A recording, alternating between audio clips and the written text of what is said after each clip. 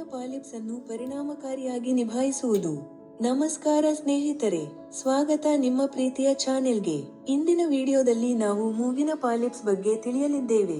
ಇದು ಮೂಗಿನಲ್ಲಿ ಬೆಳೆಯುವ ಸಣ್ಣ ಮಾಂಸಕೋಶಗಳಾಗಿದ್ದು, ಉಸಿರಾಟದ ತೊಂದರೆ, ಸೊರಗುವುದು ಮತ್ತು ಘಮ ವಾಸನೆ ಕಡಿಮೆಯಾಗಲು ಕಾರಣವಾಗಬಹುದು. ಮೊದಲು ಮೂಗಿನ ಪಾಲಿಪ್ಸ್ನ ಪ್ರಮುಖ ಲಕ್ಷಣಗಳ ಬಗ್ಗೆ ತಿಳಿದುಕೊಳ್ಳೋಣ. ಮೂಗು ಸೊರಗುವುದು ಅಥವಾ ಉಸಿರಾಟದಲ್ಲಿ ತೊಂದರೆ ಅನುಭವಿಸುವುದು, ಘಮ ಮತ್ತು ರುಚಿ ಕಡಿಮೆಯಾಗುವುದು, ಅಲರ್ಜಿಗಳು, ಸೈನಸ್ ಇನ್ಫೆಕ್ಷನ್, ಅಸ್ಥಮಾ ಮೊದಲಾದವು ಪ್ರಮುಖ ಕಾರಣಗಳಾಗಬಹುದು. ಈಗ ಮೂಗಿನ ಪಾಲಿಪ್ಸ್ ಅನ್ನು ಹೇಗೆ ಪರಿಣಾಮಕಾರಿಯಾಗಿ ನಿರ್ವಹಿಸಬಹುದು ಎಂಬುದನ್ನು ನೋಡೋಣ. ಮನೆಮದ್ದುಗಳ ಬಗ್ಗೆ ಮಾತಾಡೋಣ. ಪ್ರತಿದಿನ ಬಿಸಿ ನೀರಿನ ಆವಿ ತೆಗೆದುಕೊಳ್ಳಿ. ಉಪ್ಪು ನೀರಿನಿಂದ ಮೂಗು ತೊಳೆಯಿರಿ. ವಿಟಮಿನ್ ಸಿ ಮತ್ತು ಪೋಷಕಾಂಶ ಹೊಂದಿರುವ ಆಹಾರ ಸೇವನೆ ಹೆಚ್ಚಿಸಿ. ನೀವು ಹೆಚ್ಚಿನ ತೊಂದರೆ ಅನುಭವಿಸುತ್ತಿದ್ದರೆ ವೈದ್ಯಕೀಯ ಪರಿಹಾರಗಳನ್ನು ಪರಿಗಣಿಸಬಹುದು.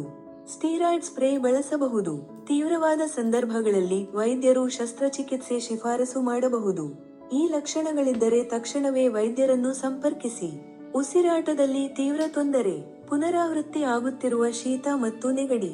ಸಮಯೋಚಿತ ನಿರ್ವಹಣೆ ಮೂಗಿನ ಪಾಲಿಪ್ಸ್ ಸಮಸ್ಯೆಯನ್ನು ಕಡಿಮೆ ಮಾಡಬಹುದು. ಈ ಮಾಹಿತಿ ನಿಮಗೆ ಉಪಯುಕ್ತವಾಗಿದೆಯಾ? ಹಾಗಿದ್ರೆ ಲೈಕ್ ಮಾಡಿ, ಕಮೆಂಟ್ ಮಾಡಿ ಮತ್ತು ನಮ್ಮ ಚಾನೆಲ್ಗೆ ಸಬ್ಸ್ಕ್ರೈಬ್ ಮಾಡಿಕೊಳ್ಳಿ.